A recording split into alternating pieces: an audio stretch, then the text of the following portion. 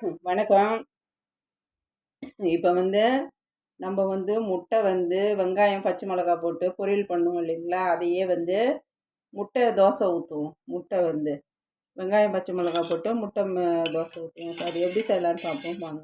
First ஒரு 5 முட்டையை உடச்சி இது போல் ஒரு பாத்திரத்தில் ஊற்றிக்கின்னு அப்புறம் அதில் வெங்காயம் நம்ம சேர்த்துக்கிறோம். நறுக்கின வெங்காயத்தை சேர்த்துட்டு அதுக்கப்புறமா என்ன பண்ணுறோம், பச்சை மிளகாயை சேர்த்துக்கிறோம். அப்புறம் கொஞ்சமாக கருவேப்பிலையும் சேர்த்துக்கிறோம். மிளகு வேணுன்றவங்க மிளகும் சேர்த்துக்கலாம். சேர்த்துட்டு ஜீரகம், கொஞ்சமாக மிளகு, இது வீட்டிலே நுனி கொண்டு கரம் மசாலா பொடி, பட்டை, லவங்கம், பெருஞ்சீரகம், கிராம்பு, பட்டை எல்லாத்தையும் போட்டு நுணுக்கி வச்சுருக்கிறேன். இதை நம்ம கொஞ்சமாக சேர்த்துக்கணும். ரொம்ப சேர்த்துக்கணும்னா வாசனை அதிகமாக இருக்கும். அதனால் கொஞ்சமாக சேர்த்துக்கணும். உப்பு சேர்த்துக்கணும். அடுத்தது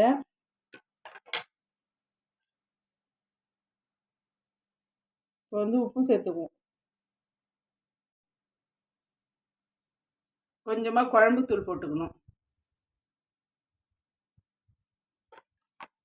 இது மசாலா முட்டை ஆம்லேட். இது காய வச்சுட்டு கொஞ்சமாக எண்ணெய் விட்டுட்டு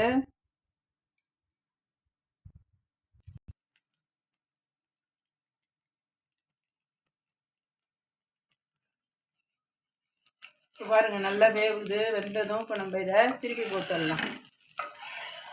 இது நல்லா வெந்துருச்சுங்களா? இப்போ இந்த ஸ்டேஜில் நம்ம இதை திருப்பி போட்டுடலாம்.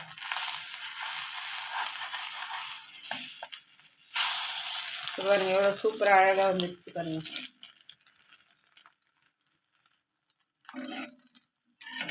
இது ரசம் சாதம், சாம்பார் சாதம், காரக்குழம்பு எது கொண்டாலும் தொட்டுக்கின்னு சாப்பிட்டோம்னா நல்லா டேஸ்ட்டாக இருக்கும்.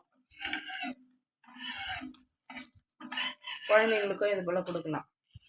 ஸ்கூல் போகிற பிள்ளைங்களுக்கும் இது போல் கொடுக்கலாம். காரக்குழம்பு ஊற்றி சாப்பிட்டா இன்னும் நல்லா டேஸ்ட்டாக இருக்கும். இப்போ எங்கள் வீட்டில் முருங்கைக்காய் காரக்குழம்பு வச்சுருக்கோம். அதுக்கு இதான் சாப்பிட போகிறோம்.